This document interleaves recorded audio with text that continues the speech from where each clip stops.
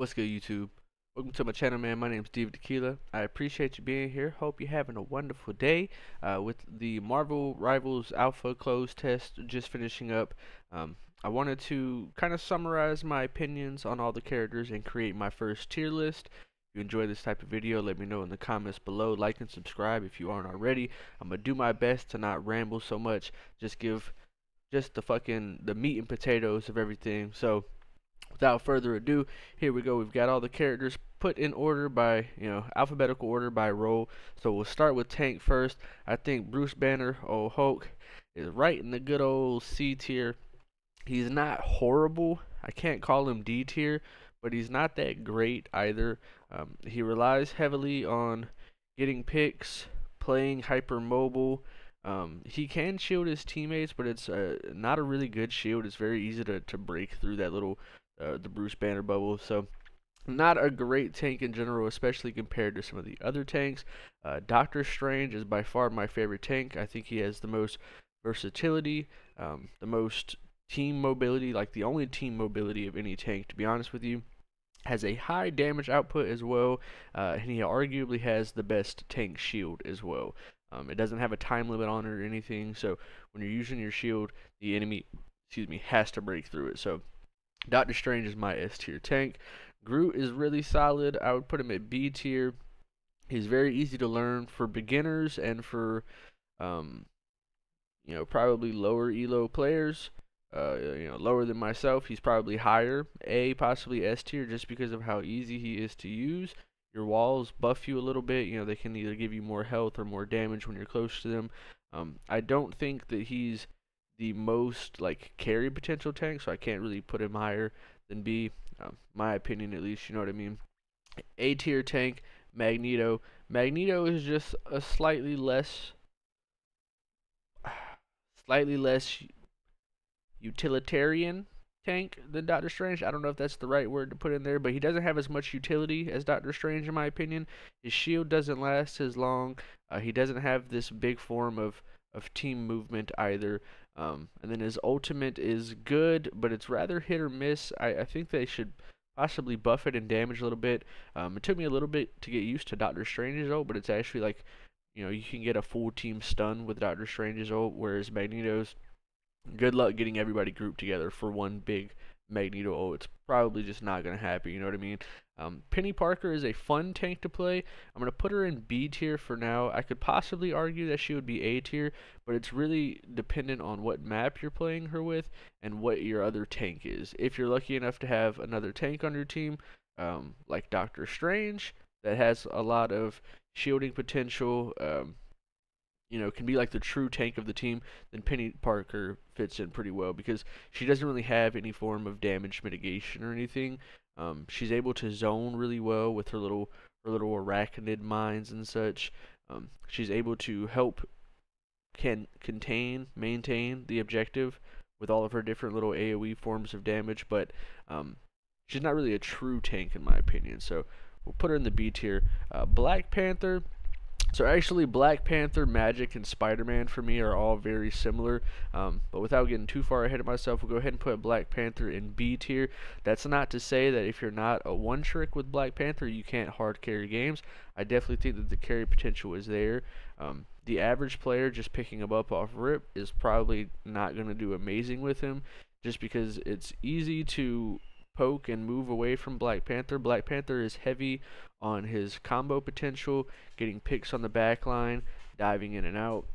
But this game does have a lot of CC, and a lot of characters do have mobility as well. So unfortunately, what can happen is you dive in on somebody who's isolated, only to get stunned by somebody else, or they can just move away from you really quickly. So Black Panther's good, not great. If you're a one-trick, I'm sure you'll do alright. Hela is a really good damage character, very consistent damage. Her ult allows her to fly up in the sky, gets a lot of damage, or a lot of health while she's up there. Can do a lot of damage raining down, very good for objective control. And then once you kill that sky version of Hela, she just goes back to where she originally ulted at as well. So Hela's really good consistent damage, and has some really high headshot damage as well. Iron Man, it might be a controversial opinion. I'm gonna put him in C tier.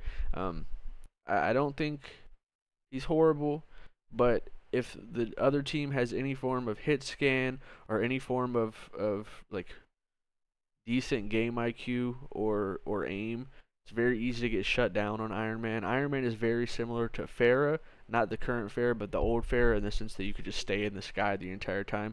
If nobody swaps to deal with you, you can have fun.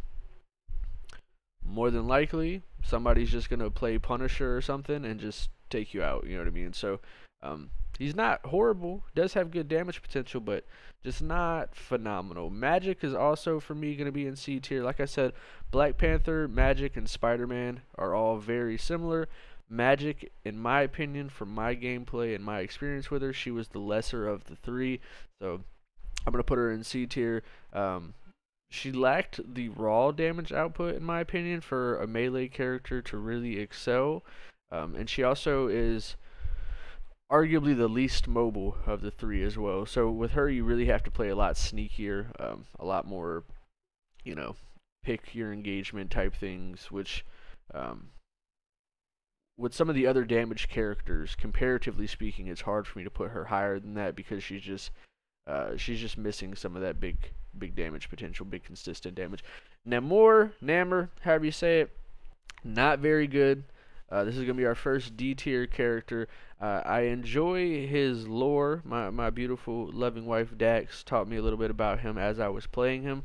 I enjoy his lore. I think that with one or two buffs, he could be a very solid B or above pick. At the moment, I'm gonna put him in D. Really, the only saving grace that keeps him out of being like fucking F tier is his ult. His ult's pretty good. Big AoE fish boy does some decent damage, but he's not that great. Punisher's also going to go up in A tier. Punisher is a very fun character to play. Has a lot of versatility in the way that he can do damage. He's got mid to long range handled with his AR. He's got a shotgun for up close engagements. He has a smoke grenade to help him cover on different pushes and to get in his big sentry turret, which is sentry turret is just a really great form of sustained damage for objective control and holding down different angles. And then his ultimate, he basically puts on a mech suit that has two big ass miniguns on either arm. So very high damage potential on Punisher. Of all the characters that I've played, I don't necessarily have the absolute highest win rate with him, but I do have the highest average damage per 10 minutes. It's just really fun to play, really easy to play as well. Spider-Man, going back to that Black Panther Spider-Man Magik thing, Spider-Man for me is B tier. I think he's the most mobile, but he doesn't have like the absolute most damage potential. I could possibly put him in A tier just because I mean, his ultimate is the easiest to work around, in my opinion, out of these two characters. We could put Spider-Man in A tier just to have each one of the three in different things. It's hard for me to justify doing that just because he's not that great. But to be honest with you, if you're one-tricking Spider-Man, you're probably A tier.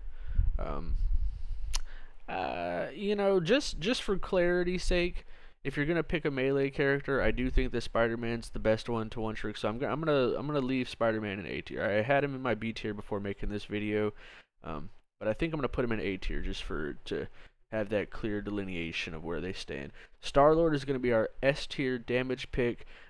Very high mobility, high damage output. Very fun character to play. His kit feels like a very strong mix of Tracer with his dual wield SMGs, Cassidy with his auto reload on dashes, and he has 2 stacks of that as well, so you just have a lot of sustained DPS up close. With a mix of Reaper in there. Reaper's ultimate is essentially Star-Lord's E. He starts dancing around, blinking around, and does a massive amount of damage in like a small AoE bubble. Very good E ability. And then his ultimate is basically Soldier 76's ultimate. He flies around in the air, but he gets aim lock. And with his dual wield SMGs, it's really crazy the amount of damage potential you can get. I almost had a full 6-man wipe, but I have had a couple pentakills, lots of quad kills with him. So Star-Lord is very good. I think he's going to dominate the meta currently. So Star-Lord is our S tier DPS pick or duelist. Storm is also going to go down here in D tier.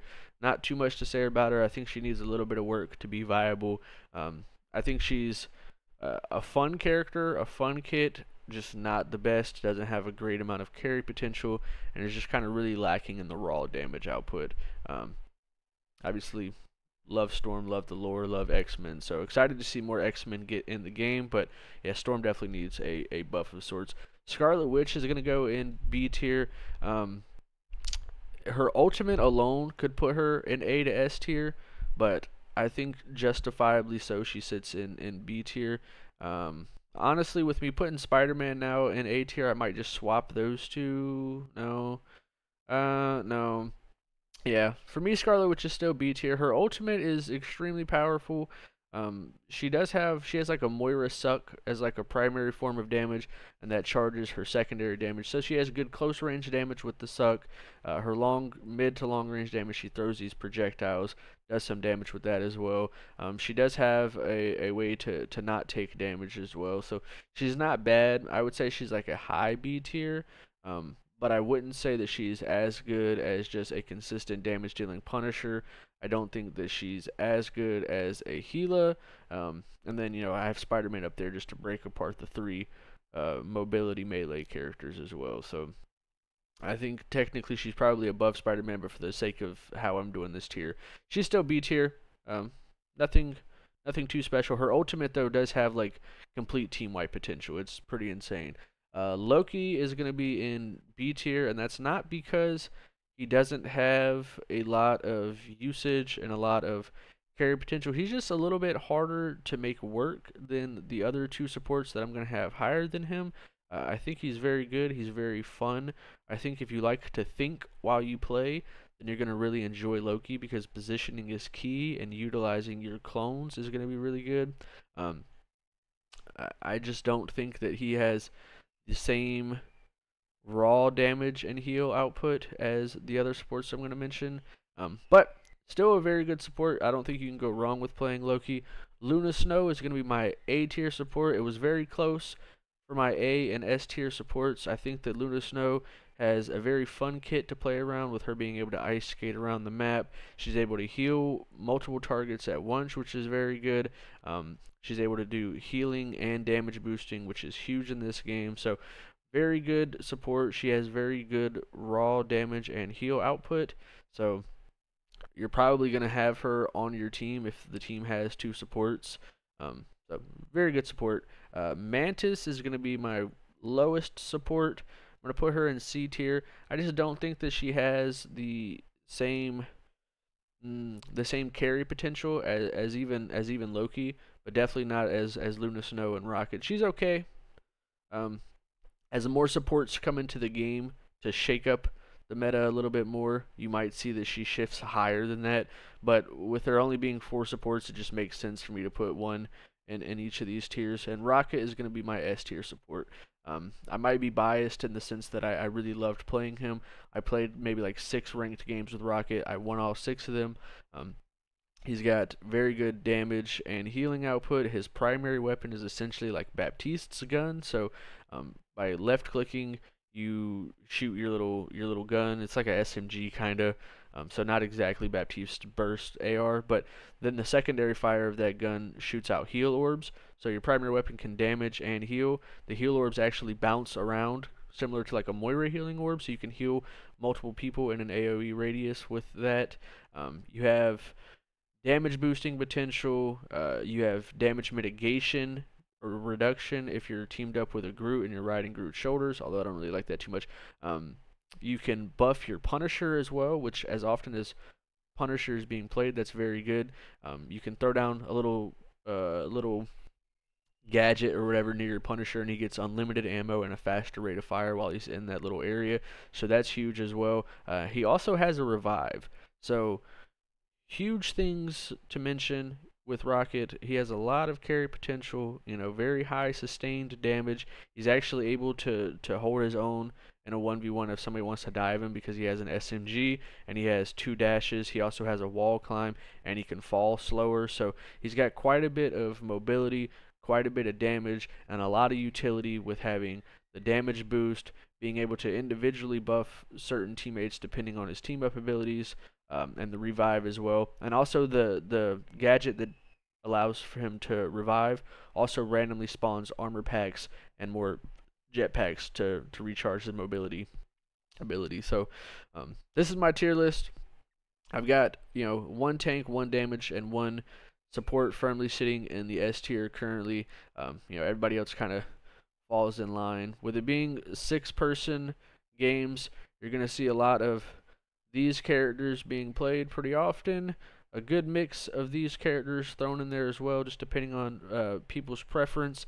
And then, every once in a while you'll see some of these characters in more niche situations.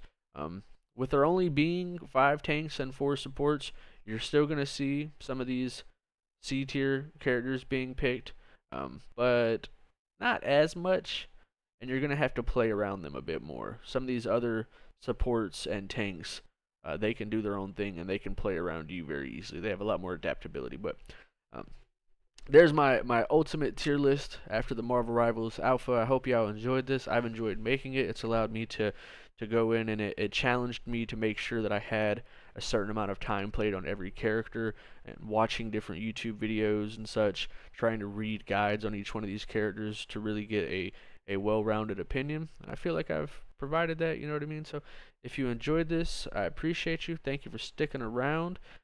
Have a wonderful day, man. Like and subscribe if you aren't already. Comment and let me know what characters you enjoy playing the most. Looking forward to the next alpha or beta, whenever that may be. Be on the lookout for some more videos, man. I love you so much. Have a wonderful day. Stay safe. Peace.